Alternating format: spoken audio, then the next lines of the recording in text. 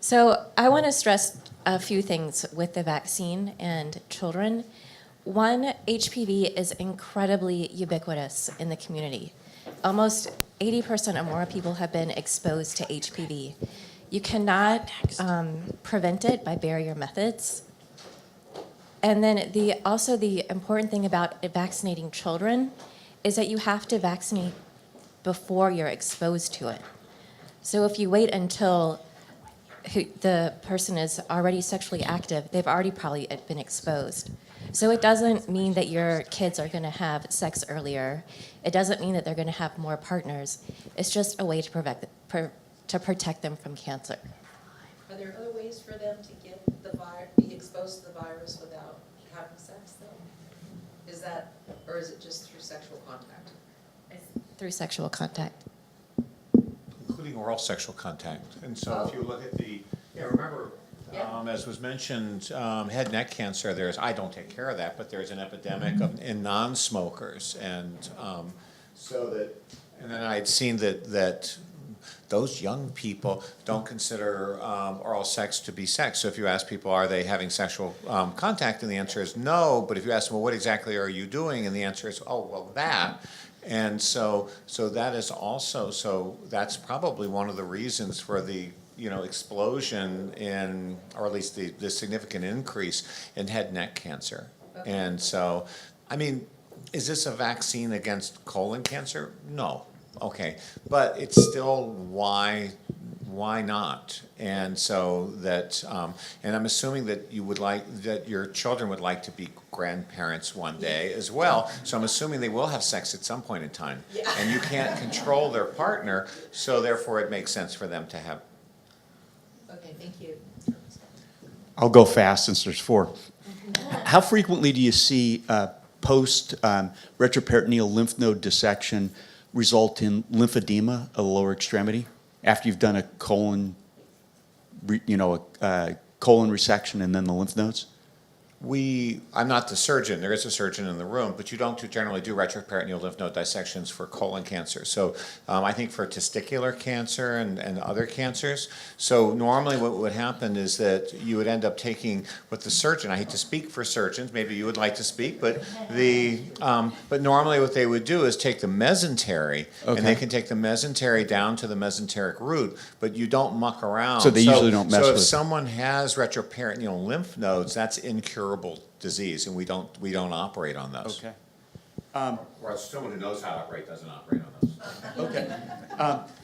For Dr. Meiselman, why is it that there's such a lower incidence of post-biopsy pancreatitis with endoscopic ultrasound rather than percutaneous? Well, it's a good point. First of all, we probably shouldn't be doing percutaneous biopsies of the pancreas because there is the phenomenon of needle tracking where you can, as you go through the organs, and you get into the pancreas, you find the tumor, and then you pull back. You can track tumor cells. It can happen with EUS, but it's extraordinarily low. It's like 1 in hundreds of thousands. In generally the areas that we attack the tumor or biopsy the tumor through, you remove anyway at the time of surgery. The answer is because we're careful. We're using very small needles, and it's like I said, I've got Brandy in the room, and as soon as I get a diagnosis, we stop, and we're very sensitive to it, and a lot of it is just how you approach it. Okay. And then Brandy, I have a question for you. If a tumor specimen tests negative for Lynch syndrome, does that imply that the tumor was sporadic rather than hereditary? Yeah. Yes. 100%? Yes. Okay. And then lastly... If you do the genetic testing, yes. Okay. And then lastly, I don't know if you guys saw it today, but there was a thing that came across the internet on a study in Norway on colorectal screening, and what they showed was that it only benefited men versus women. Did you guys see any of that? Okay, you're likely to see it. I was here in San Luis Obispo, so rather than, I did not see that. I have a hard time believing that, I have to be honest. The other thing is that, without having seen it, so it's easy for me to, but what I would say is that you have to be really careful because there have been a number of large studies, and I don't remember gender ever shaking out for, most of the studies have actually been with actually have been with guaiac testing, believe it or not, rather than, I mean, you probably know this better than I do.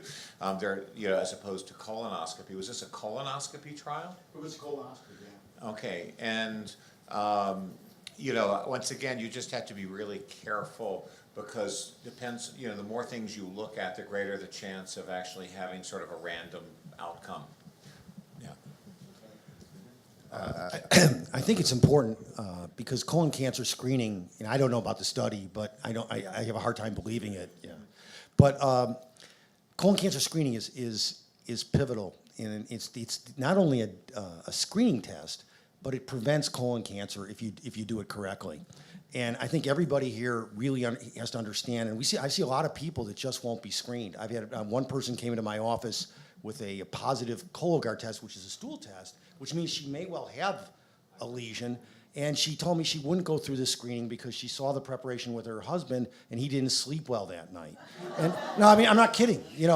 This is serious business. And I think the obligation is to understand that colonoscopy is still the preferred test. That's the societal recommendation. The other tests are a step down. And I think that the idea being that if you can't do colonoscopy for one reason or another, somebody really won't do it. But you should urge your patients, as a patient, you should want colonoscopy. It's the best test. It allows us to identify the polyps, remove the polyps, and it is the most accurate test that we have. Yeah. I mean, I agree. I always tell people I'd much rather prevent cancer than to treat it. What I have to say was that it's hard because, as was pointed out, we're in a post-fact society, and you will find something on the internet. I have to give Jimmy Kimmel credit for having his colonoscopy. They actually asked me to do it, believe it or not, and I said I stopped doing it about 2-3 years ago. So someone else in Los Angeles did them, but it's an old technology. It's a mature technology. It's a safe technology. I've had them as well as having done an awful lot, and so there's no good reason ever not to have them. They have risks, but the risk of colon cancer is much higher. I have to give them credit. The people who keep it in the public eye, Katie Couric, now Jimmy Kimmel. What's the percentage of patients who are eligible to be screened that are getting screened in this country? About 30? Well, it varies from state to state, but somewhere between 30. Some states have been very aggressive and get up to 45-50%. Right. Yeah, I mean, I think if you look at there's always this kind of question in the public, when are we going to cure cancer? When are we going to prevent cancer? Why aren't we preventing cancer? And here we have two modalities that prevent cancer, colonoscopy by removing polyps and the vaccine, and I think both of them are about 30% nationally. So it's just interesting. I have to say I can sympathize with the people that don't want to get colonoscopies because I'm years away from needing mine, but I'm already anxious about knowing that I'm going to know every single person in the room. But you don't have that problem. Most do not have that problem. I had a couple of observations and some questions. The microbiome concept is kind of interesting because we see a lot of diseases that are kind of changing with time, and I know more recently, I was in my training 40 years ago, it was said that you do a sigmoidoscopy because that'll pick up 2/3 to 3/4 of colon cancers. Nowadays, it's almost 50-50, and it makes you wonder, maybe there's a change in microbiome related to how we eat, what we eat. It's just an observation. The other thing, having done a number of pancreatic resections throughout my career, it's always been interesting to me that the very dense fibrotic scar tissue that forms around the pancreatic neoplasms, and oftentimes prior to EUS, you would look on a CT and you'd say, oh gosh, looks like the portal vein's invaded or is encased. We can't do the surgery. You go in there, you do the surgery, it turns out that's all scar, and there is no viable, tumor cells in that tissue. In fact, that was kind of more common than not to my observation. After therapy or before therapy? This going straight in? No, going straight in the past, and it was always kind of interesting. But it still would always bring up that kind of hand-wringing situation of, well, should we commit ourselves to doing a Whipple procedure when we're not sure that when we get down to that final point of getting the dissection around the portal vein, which you can't really get to until you've kind of burned bridges, from going the other way. It would be very nice to have a piece of tissue or a diagnosis prior to that. So you can biopsy that with EUS right up against the portal vein? Yes, we can. I'll even go into the portal vein to biopsy if you have clot to see if it's a malignant clot. And this is kind of where I was pushed. I did a lot more of this in Chicago, where we'd actually go to the spot and take the actual, just like you were saying, because right at that interface between the portal vein and the tumor. But this is kind of highlights the role for chemotherapy, for neoadjuvant chemotherapy. You want to do everything you can to eliminate that situation that you're talking about, and if you can shrink that tumor off the portal vein, we're all happier. Yeah, very definitely. Which also kind of feeds into, is it the pegylated therapy that you're talking about? Which is kind of interesting because, a lot of times the, what you see grossly at surgery doesn't always necessarily connect with what you actually see microscopically. But it's kind of interesting here that you do see that very dense reaction, around pancreatic tumors. And if that is in fact also one of the reasons why chemotherapy can't get well to it, and you can somehow or other, loosen that up or break it up such that you can get your chemotherapy into the tumor, be more successful. Yeah, I mean, the other thing that you kind of, I think maybe you were segueing into, which is that, so the stroma is definitely a barrier. I think cross-sectional imaging is very good at telling the people who are clearly, this goes back David Liu, and then when he was still practicing, Howard Reber at UCLA did some papers as well as others showing that the ones that are clearly resectable by cross-sectional image are clearly resectable. The ones that are clearly not resectable are probably not resectable, and of course the borderline are the ones in between, and that's led.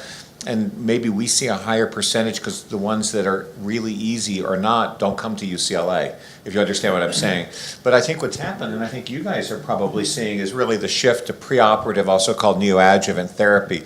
And to me, that makes sense in so many ways, because one is that you want a happy surgeon, so you want the tumor to be as small as possible. The second is what people die from is not from not having the tumor removed, they die from metastatic disease. And particularly in pancreatic cancer, where metastasis seems to be very early, there's actually data where they've looked at from an evolutionary standpoint at when the metastases happen in the various metastatic clones. Christine Icabuzzi-O'Donoghue, when she was at Hopkins, did some really interesting work on that, and there have been others saying that really probably metastasis happens very early, which is why most people, even with resectable tumors, end up dying of their disease. So giving them preoperative therapy, the most effective therapy up front, makes the most sense. And to be honest, I just finished trying to run a adjuvant trial. Adjuvant, for those who don't do this, means after surgery, and we gave up because all our patients were getting preoperative therapy rather than post. And I can't say that that's wrong. And to be honest, I think that makes the most sense. So we use neoadjuvant chemotherapy for these borderline patients who we're talking about, where there's some arterial and some venous involvement. Where are we, and I'm asking the oncologists, with neoadjuvant chemotherapy for the resectable cancer? It's just the idea, again, that you're after the micro-mets, and it makes a lot of sense to me that if we give the chemotherapy up front and we can get a micro-liver met and destroy it. Right. So what do you guys think? I think that's where it's going. You can make an argument that most, if not all, pancreatic cancers should get neoadjuvant chemotherapy. The approval environment's kind of interesting, where we can kind of give maybe better regimens in the neoadjuvant setting right now, like Gemabraxine and FOLFIRINOX, which are hard to get in the adjuvant setting. So that's one reason to do it. Treating micrometastatic disease, of course. I think it also gives some time. We always kind of say a tumor board for the disease to declare itself. Maybe those patients who, on a follow-up scan have liver metastases, maybe we save them a Whipple, going through a Whipple when they were going to have metastatic disease anyway. And then I think it's also a platform to develop better therapy. So, maybe something like this hyaluronidase, as part of neoadjuvant therapy is maybe a better place to put it. At the end of the day, getting the chemo in there better, breaking down the scar tissue, and maybe curing more patients, and hopefully we can bring some novel agents in that realm. Not necessarily pancreatic cancer, which has been actually from an immunologic standpoint, even though I'm running this, this is a different pegylated. Pegylated, for those of you that don't play with this, polyethylene glycol, just takes something that you have, a protein generally, like hyaluronidase is an enzyme that's a protein, and allows it to sort of float around for a long time, as opposed to antibodies, which naturally float around for weeks. But, the idea of preoperative immunotherapy is also really interesting. And, we start with metastatic disease, but to be honest, probably the most interesting thing is that if you're, and then we kind of try to move up the food chain to adjuvant, which means after surgery, something worked in the metastatic setting, and then we kind of put it up front. But if you think that you're going to try to cure someone, to me it makes the most sense when you have a big glob of tumor there. Then you're injecting, and actually one of the reasons I kept doing endoscopy, because I was certain I was going to inject immunotherapy and viruses. I'm an old virus guy. I'm old, and I did virus trials before they were immunotherapy. But being able to do that preoperatively, you can do that, and it's as early as possible. So I think for the future, we may be doing these studies, particularly with interesting, whether it's more powerful, ways to give chemotherapy, like with that, or with immunotherapies. And in fact, they're already beginning to do those trials with preoperative therapies. I think it's really, really interesting. I had a lady come in and see me this week, and she had gotten treated with neoadjuvant therapy and then had a Whipple resection, and it was 5 years ago. And she comes in to see me once a year now, and she's cured. There's no evidence of disease, and I almost had to thank her. I go, thank you for coming in and saying hi to me to remind us why we do this, because the point being, though, that unfortunately, even though it does work, it's few that really survive pancreatic cancer, which is, of course, is why it's so exciting, all the work that Randy's doing down at UCLA. I think I'm the next question. My name is David Maccabee. I run the weight loss surgery program, and by virtue of other things, that makes me the gastric surgeon for Santa Maria. And I had a question, but now I have several comments. So first of all, I've had 2 colonoscopies, 2 milligrams of Versed and a stick of propofol, and you will not know anybody. And you should do that. Question from my colleague was, what is the sensitivity and specificity of Cologuard, which we're all hearing about on the radio? I don't know that. Maybe you can comment on that. Dr. Meiselman, your EUS practice has brought a great deal of sophistication to northern Santa Barbara County too, and you are really the resource between here and Stanford, and so you and I have spoken a lot of times, but thank you for the services that you provide. This is a great panel, and Dr. Hecht, everybody, thanks for coming. My next door neighbor had an IPMN resected. He's now 10 years out from his Whipple, and that was all possible because of EUS technology and the slow penetration of that. So again, thanks. The question I have is this, and it's for the whole panel. I came here because a good portion of my practice is not weight loss, but is reflux and foregut surgery. And so I see a lot of Barrett's, and I do a lot of reflux surgery. And I didn't hear any comments about Barrett's disease, and you didn't talk anything about mucosal resection, and you didn't say anything about immunotherapy or further treatment for what we know is a precancerous lesion. And again, the desire is always to treat the cancer before it exists. So would you please all comment on that? Thank you. Thank you. Well, first of all, maybe I can just take a quick crack at the Cologuard, and I don't even exactly know the specifics, but it's good for polyps. I think they were talking, about polyps less than greater than a centimeter in the range of 60 or 70%. But it's really, so we understand what Cologuard is. It's 2 tests. One of them is a FIT test where you're looking for blood in the stool, doing an assay for blood in the stool. And the other one is a DNA test. And most of the diagnosis is made off the blood in the stool, and which is really not a novel test. We can get that for a couple bucks. It picks up, it's hard because it depends on the incidence population, but when I see a lot of patients that come to me and they smoke and they drink, and they've got 50% chance of, I find polyps in 50% of them, so the fact that you find 50 to 60 or 70% depends on what your population is, but the bottom line is it does tend to miss a lot of significant polyps, and I know that's not a great answer for you, but it makes me nervous, and false positives are very common, and much more common than they saw in the pre-launch studies. In fact, when a patient comes to me, I expect that that they likely have a false positive. And then if they have a polyp, it's probably unrelated. But I'm down on the test, and I was initially part of the board of Exact Science on this. But anyway, with respect to Barrett's, we see a lot of Barrett's. Barrett's is a precancerous change of the esophagus. You have to have the right genetics, and then you have to have chronic acid exposure. And I do radiofrequency ablation. So what we do is we can, when you're 50, if you're Caucasian, if you're white, I should say, well, that is Caucasian, I guess. But if you're overweight, yeah, the white Caucasians, they're really in trouble. But if you're overweight or you smoke or you have any type of risk factors and reflux, we tend to screen people. And when you screen people, you find Barrett's in those populations up to 10-15%. Barrett's is very common. It's a precancer stage. Now the good news is most patients with Barrett's don't get esophageal cancer. But we screen and we look for changes of dysplasia, which are the middle ground.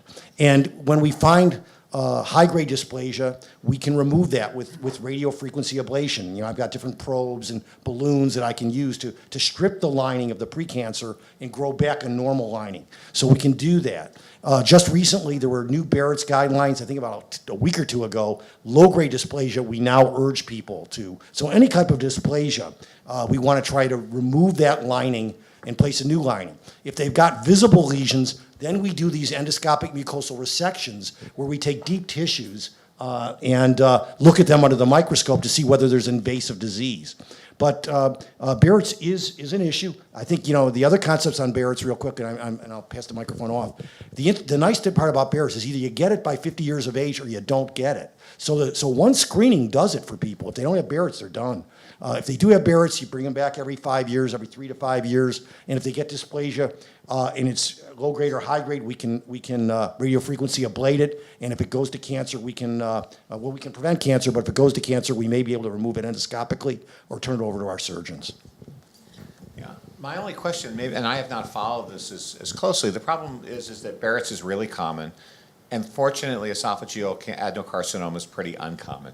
And that it was my impression that still screening, population-based screening for Barrett's is controversial. And so, and that's as opposed to population-based screening, for example, for colon cancer is common.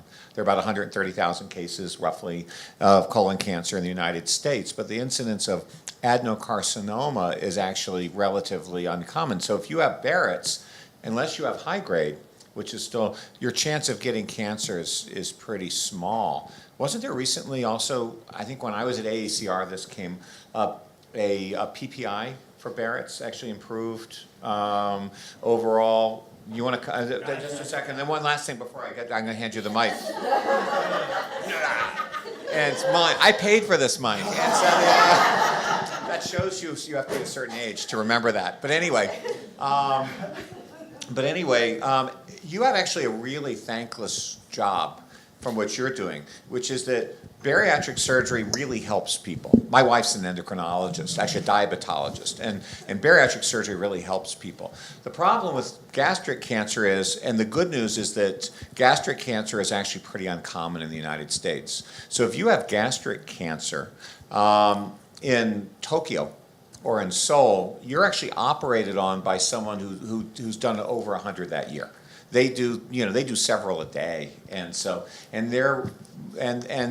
they actually do really well. People argue, maybe the patients are thinner. They find them earlier because they do screen for gastric cancer. There are other reasons that patients don't, they're not as sick, but they don't. And so I'm just curious, and I'm not trying to put you on the spot, but I'm a big believer in D2 resections.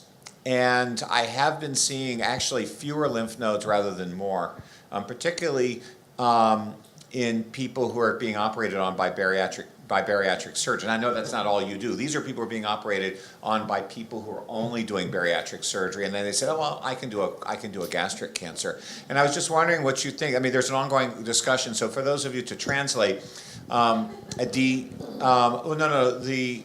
D0 resection means you didn't take enough lymph nodes at all. A D1 resection means you took the local lymph nodes. The Asian countries, surgeons really feel strongly that taking more distant lymph nodes, and there's been some controversy as whether that makes a difference. And I was just curious what you do here, and then if you want to. So I have my laptop in the car, and I have a talk, about 20 minutes of PowerPoint. You can sit through it, and I'll get you back. So to answer your question, no, it's an excellent question. It's an outstanding question, especially for someone who considers themselves a community surgeon. I run a community bariatric surgery program. We do about 400, give or take, primary weight loss operations a year, and then another 100 of other things. This week I did a laparoscopy on a metastatic gastric cancer, which was widely metastatic and not operable. And last week I did a subtotal gastrectomy for a fellow with a large GIST, which he'll be cured with a D0 dissection. In essence, for people who are thinking about that, if you just take out the stomach and nothing around it with no lymph nodes, that's a relatively simple and straightforward operation. And that's essentially the same operation that I do. I did 20 in the past 2 weeks. So it's very familiar, and the operating room is very familiar with it. When you start to take more and more surrounding tissue and you start digging around in the vascular and lymphatic supply to the stomach, you start to get into high-priced real estate, and the complication rates go up, and we get shyer and shyer, and those operations are more difficult, and the patients have more problems afterwards. I consider myself a gastric surgeon, very well versed with the anatomy and all of that, but the truth is that I don't do those very meticulous D2 or R2 dissections, however you want to think about the literature. So if someone in the community comes to me and I think that they need a extensive lymph node dissection because they have suspicious disease on their CT scan, in general, I'll send that patient to UCLA or to a place that has a program that probably does more volume than us. For the what I would consider more straightforward small adenocarcinoma or any size stromal tumor that's not metastatic, we keep those and we do what I would consider a D1 dissection. And we take local lymph nodes, and I take the celiac more or less at its root while preserving common hepatic and splenic. So I do what I would consider intermediate operations for lymph nodes, but not to the level of the Japanese or Asian literature. Did I answer your question? But you do a D1 That is, yes, that is the attempt, and that's what happens. So no, which is actually wonderful, and that's actually what I wanted. That's exactly what I wanted to hear, because if you look at the cooperative group trials, you know, the one I think that you had mentioned, the Old McDonald trial. Right. But anyway, 54% of people had D0 resections, and 54%. In Charlie Fuchs' CALGB trial, though it's not called that anymore, they looked at it differently, but it looked very similar. They looked at numbers of lymph nodes. So actually, I'm saying that's actually that is actually exactly what you want to hear, because I think a D1 resection is probably okay, because remember I said it's controversial between D1 or D2, but you know, and so what I'm seeing unfortunately are D0 resections, and I never know what to do with those patients. Someone will come in with 4 lymph nodes. So I would say to you that I don't know if there is such a thing as an average bariatric surgeon, but bariatric surgeons who are coming out of fellowship in the past 5 years are very adept at doing D0 surgery.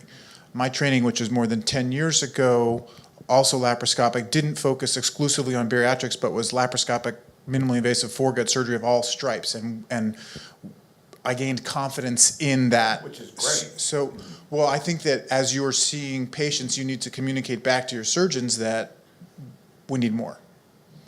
Lymph node wise, I mean. Yeah.